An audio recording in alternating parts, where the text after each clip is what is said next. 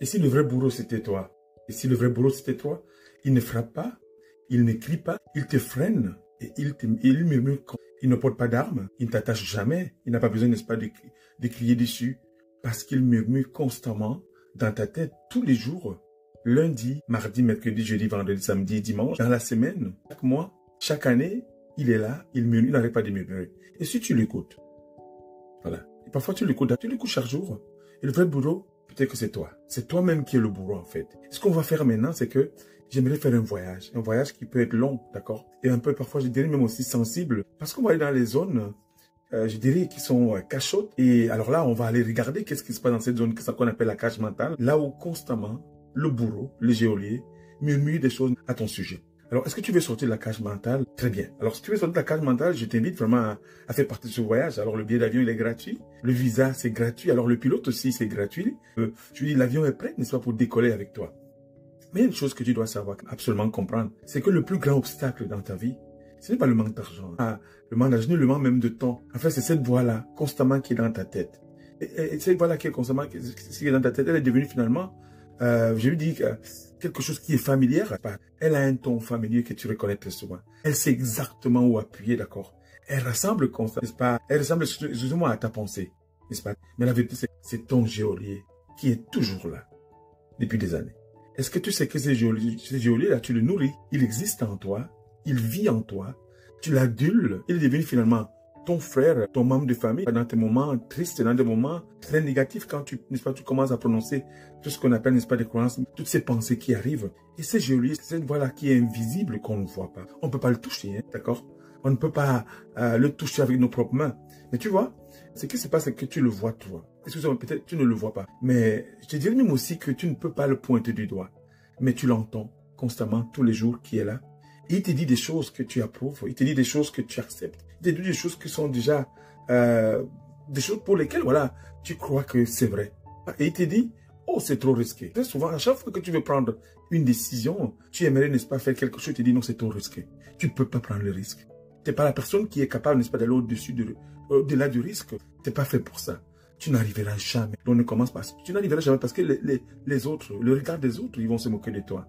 T'as pas ce qu'il faut, t'as pas les moyens financiers, t'as pas les moyens physiques, arrête. Tu peux pas risquer, d'accord? Tu devrais attendre un peu quand même, encore un peu, et ce peu-là est finalement devenu un peu, et encore, et enfin il te dit, les autres qui sont là, qui ont risqué comme toi, n'est-ce pas? Ils sont meilleurs. Tu peux pas te comparer à eux, tu n'as pas de capacité, tu n'as pas la volonté, tu n'as pas de confiance en toi, tu n'as pas d'estime de soi, alors pourquoi tu veux t'engager? Est-ce que tu veux te faire insulter par les autres? Est-ce que tu veux te faire, n'est-ce pas, moquer par tes amis, voilà, qui vont dire, mais qu'est-ce qu'il fait là?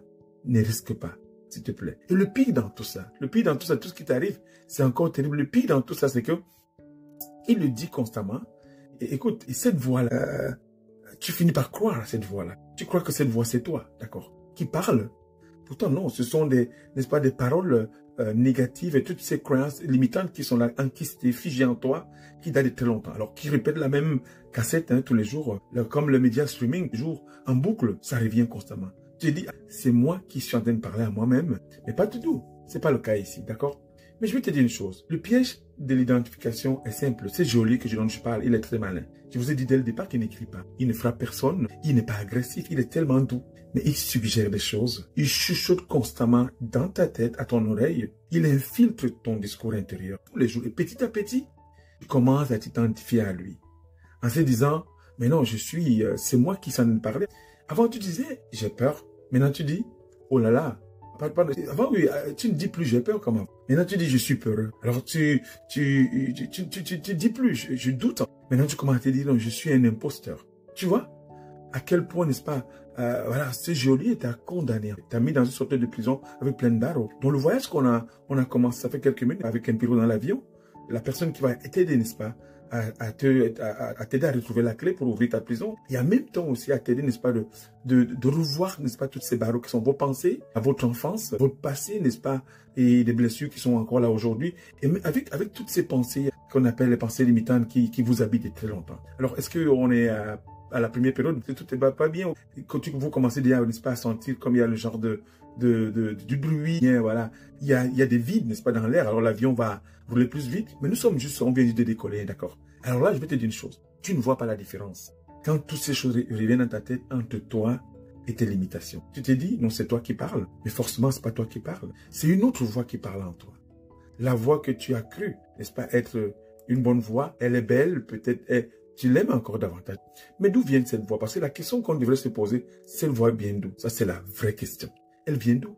Est-ce que ça vient par télépathie ou bien ça vient par quelqu'un qu'on l'envoie à la poste, à partir, n'est-ce pas, de, je veux dire, d'une cassette, d'un CD, d'un iPod? Mais pas du tout. Alors moi, je vais te faire une confidence. Cette voix, elle n'est pas diabolique. Hein. Ce n'est pas une malédiction. C'est un programme mental que tu as téléchargé inconsciemment tous les jours par ton éducation, les échecs qui sont passés depuis très longtemps, par les moqueries, puis les railleries, les rejets, les blessures, parce que la société, n'est-ce pas, qu'est-ce qu'elle a décidé par rapport à toi? Elle t'a dit que tu devrais être ce que tu devais être. La société a décidé ce que tu devrais être. Esclave de toutes ces pensées négatives, de toutes ces croyances limitantes, de tout ce passé qui est enquisté en toi. Et puis ce programme, chaque jour, tourne en boucle. Comme les médias streaming, je viens de le dire. Comme les médias sociaux, ça n'arrête pas constamment. Et cette cassette joue année après année. Toutes les années, elle est là. Tu n'arrives pas à lâcher prise. Il est temps maintenant, d'accord. Dans ce voyage qu'on est en train de faire, d'avoir, je dis que ton parachute, voilà, de pouvoir sauter depuis, je sais pas, à des milliers de kilomètres. Il dit maintenant, dans cette cage dans laquelle tu habites depuis très longtemps, c'est fini. Mais la révélation essentielle ici, c'est que le geôlier, ce n'est pas vous. Hein. Il vous fait croire que c'est vous. C'est juste un vieux programme que vous avez laissé tourner trop longtemps. Je dis bien, quand vous laissez tourner des choses trop longtemps, ça prend une habitude, ça ne fait plus nous quitter, ça devient comme un chewing-gum qui est collé en nous, comme un sensu, d'accord? Tu peux l'écouter à longueur de journée. Ou tu peux commencer à dire, oh tiens, maintenant, je vais commencer à me remettre en question. J'ai des choses à faire. Je dois me poser quand même des questions qui sont réelles et vraies. Il doit cesser de croire que cette voix-là, c'est moi. Il faut que je me remette en question. Et je me remettre en question, ce qu'on appelle être intelligent. Ça veut dire que je pense. Alors ça veut dire que quand on pense, ça ne suffit pas seulement de penser, mais il faut raisonner, d'accord? Quand on se remet en question, on raisonne. Est-ce que toutes ces choses que la société a décidé, que je les accepte, que je les veux dans ma vie, est-ce que je vais les garder pendant tout le long de ma vie, jusqu'à mourir et continuer à souffrir? Et je vais te faire une confidence. Quand tu commences à prendre la conscience, tu te poses des questions comme celle-ci. Est-ce que la voix qui est en moi, qui parle tout le temps, est-elle la voix de la vérité? Ou juste une ancienne histoire que je traîne depuis très longtemps? Est-ce qu'elle me protège ou elle m'enferme? Est-ce qu'elle m'élève ou elle m'éteint? Mais en général, elle t'éteint. Parce que tu ne peux même pas faire la révision de ta vie. Tu ne peux même pas prendre une décision que tu aimerais, n'est-ce pas? Tu ne peux pas. Tu n'es pas capable. Ou attention, les autres sont meilleurs que toi. Tu n'es pas chicassé. Tu n'es pas aussi intelligent. J'ai peur que tu ne joues. Hein. Les gens vont se moquer de toi, d'accord? Et cette voix, elle, tu l'as enquistée. Il est là. Mais comment neutraliser, n'est-ce pas, le jeu lui-même? Comment il faut le neutraliser? Beaucoup de gens, pour nos sociétés, beaucoup de gens vivent avec ces jeux. Comment pouvoir, voilà, le neutraliser? C'est simple. La première chose que tu peux faire, il faut d'abord apprendre à l'identifier. Je vais t'expliquer. Alors, si tu es dans une prison, hein, n'importe laquelle au monde, hein, et que tu veux t'évader, il faut réfléchir, mais il faut se demander, est-ce que je connais la prison dans laquelle je me trouve? Quels sont les geôliers? Où sont les sentinelles? Où sont les portes? Comment je peux m'évader? Alors, si je m'évade, est-ce qu'on va me trouver vite ou pas vite? Donc, il faut connaître l'endroit où on se trouve. Parfois, on est dans la cage. Et la roue tourne comme un hamster qui est dedans. Un hamster. On ne connaît même pas sa propre puissance. Alors, quand cette voix-là parle, il faut que tu la mettes en lumière. Arrête de la cachoter, de la garder, de la je veux dire coucouter ou bien chouchouter, pardon. Arrête, d'accord? Donne-lui un nom, si tu veux. Dramatise, n'est-ce pas, cette voix-là? Parce que tu dois tenir le geôlier. Sinon, tiens-le, il sera de retour. Le deuxième point qui est très important, réponds-lui consciemment. Tu peux lui dire, merci pour tes propositions, merci pour ton avis, mais j'ai choisi autre chose en ce moment. Je ne veux plus t'écouter. Fini la galère, fini la prison, fini, n'est-ce pas, ce monde dans lequel je me suis fait, j'ai construit, n'est-ce pas, des blocs de terre, des étages. Alors j'ai mis une belle charpente de souffrance, la peur, la culpabilité, la procrastination, tout ce qui vient avec, hein. Alors ces pensées négatives que je développe depuis très longtemps, depuis dans ma vie, qui sont enquistées, fini maintenant. Maintenant, je choisis autre chose. Je veux ma liberté. Je veux commencer à respirer, à vivre tant que je vis, je respire, comme disait quelqu'un. Et la troisième chose qui est aussi très importante, c'est que tu dois créer un discours. Remplace, par exemple, je suis nul par, remplace, par exemple, je vais échouer par, je vais apprendre. Une clé à retenir qui est très importante. Tu n'as pas la voix dans ta tête. D'accord? Pas du tout. Tu es celui qui l'entend. Tu n'es pas la voix dans ta tête. Tu l'entends et qui peut choisir, n'est-ce pas, de ne plus jamais lui obéir. Et pour ne pas jamais lui obéir, il faut vouloir s'évader, sortir de la prison. Arrêter, n'est-ce pas, de laisser ce maître-là, ce geôlier-là, qui est constamment, qui vient et qui ne veut pas quitter. Parce que le geôlier ne quitte pas la prison. Il attend que tu le démasques et que tu prennes ta place à l'extérieur. Jamais il va quitter la prison. Son job, hein, il est payé pour ça. Il reste là. Il garde, n'est-ce pas, les prisonniers. Il ne veut pas qu'ils s'évadent. Mais non, il faut le démasquer, d'accord? Et tu dois connaître l'endroit où tu habites, la cage dans laquelle tu te trouves pour pouvoir sortir. Je vais te faire une confidence, n'est-ce pas? Et la confidence, c'est que chaque chose a une fin. Chaque chose a toujours une fin. Est-ce que tu veux vraiment savoir la vérité maintenant? La roue ne va jamais s'arrêter toute seule. Tu dois faire partie des gens qui vont faire arrêter la roue. Quand le hamster rentre dans sa roue et que ça commence à tourner très fort, hein, il sue, la sueur coule, il transpire, mais il peut continuer à rouler si la roue ne s'arrête pas. D'accord? La roue ne va pas s'arrêter seule. Tu dois participer. Tu dois donner ta part. D'accord?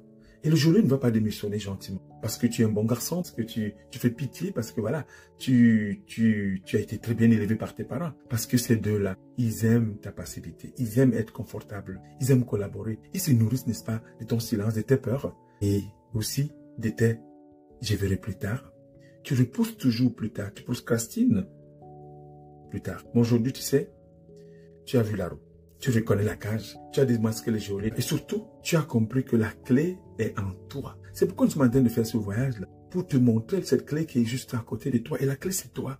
La liberté ne se demande pas. Dans toutes les sociétés au monde, dans toutes les révolutions au monde, elle se prend. Si vous restez dans votre milieu enquisté, en train de vous plaindre à longueur de journée, vous avez perdu la liberté. Et tout commence par un choix. Désobéir à ce qui t'a gardé enfermé jusque-là. Ou dire, non, fini maintenant. Je vais être libre. Libre de mes chaînes. Culpabilité, ressentiment, blessures négatives, limitantes. Je vais être libre. Libre de mes chaînes. Alors, si cet épisode-là, que tu viens d'écouter, t'as parlé, t'as bousculé, t'as éclairé, et puis t'as piqué, c'est normal. Alors, n'arrête pas, n'arrête pas. J'ai créé à partir de cet épisode une masterclass que j'ai pas encore donnée, ou un programme dans lequel on peut se retrouver. Alors, dans lequel je vais vous aider, n'est-ce pas, à démonter votre cage mentale dans laquelle vous allez trouver pièce par pièce. Et cette cage est entourée, n'est-ce pas, de beaucoup de bourreaux qui sont invisibles. Vos pensées, vos blessures du passé, croyances limitantes, j'en passe. On va continuer le voyage, d'accord? Nous sommes presque à la fin du voyage maintenant. Afin que nous puissions identifier ces barreaux ensemble. Où sont-ils? Pourquoi ils sont invisibles? Deuxième chose, on va apprendre à désactiver le geôlier qui est en vous. Si tu dois t'évader de la prison, il faut que tu le désactives. Hein? Il faut trouver des façons pour que ces sentinelles n'arrivent pas, n'est-ce pas, sinon vous êtes mort. Et à la fin, et surtout, on va passer le temps ensemble, pas à pas, n'est-ce pas, à l'action. Pouvoir, n'est-ce pas, finir par démonter et détruire cette roue qui est en toi, mentale, qui tourne comme un hamster. Tu n'es pas seul dans cette cage. Il y en a beaucoup de gens qui sont dans la cage. Tu n'es pas seul non plus pour en sortir, d'accord? Alors, si tu t'es reconnu dans ce que je viens de partager. Tu es peut-être comme un hamster. Commente premièrement, s'il vous plaît, sur les réseaux sociaux. Ou mieux, je dirais même partager cet épisode avec quelqu'un que vous connaissez qui est enfermé comme vous, sans même le savoir. Vous pouvez l'aider à se libérer. Parce qu'on ne libère pas les autres tout simplement en les forçant, en les poussant, en les menaçant. Non, pas du tout. On les libère en attendant quoi? En leur tendant un miroir et une clé. D'accord? Ce que j'ai appris dans ma vie. On ne libère pas les gens parce qu'on les force. On veut les tendre des miroirs. Et le miroir, c'est le reflet même d'eux-mêmes. Et une clé pour faire ça sortir. Parce que parfois, ils ne savent pas que la clé est juste à côté. Et c'est vous qui êtes la clé. Alors, merci de m'avoir écouté. Et surtout, je vais faire une confidence. Ne jamais retourner dans la roue. Jamais, jamais retourner dans la roue. Alors, ne faites pas comme un porc. Il fait qu'il vomit, il retourne encore dedans. On chasse le vieux, il revient au galop, n'est-ce pas? Dit, voilà une maxime, ne jamais retourner dedans. Jamais. Prenez un engagement à la base. Je ne veux pas retourner dedans. Je suis libre. Alors, nous sommes à la fin. Le geôlier, c'est cette voix invisible. Et si le vrai bourreau, c'était toi, il ne te frappe pas, il freine, il te freine. Puis il n'écrit pas, il murmure. S'il te plaît, partage. Partage avec les gens que tu connais. Et puis partage cet épisode. Et puis merci de m'avoir suivi de nouveau. Merci pour tes encouragements. Et inscris-toi, abonne, like, commente. Et puis j'aimerais lire tes commentaires. Parce qu'en les lisant, ça me permet davantage, n'est-ce pas, de pouvoir améliorer, d'accord, cet épisode avec toi. Et ça me fera vraiment un grand plaisir. Alors je te souhaite une très belle journée et à très bientôt. Ciao.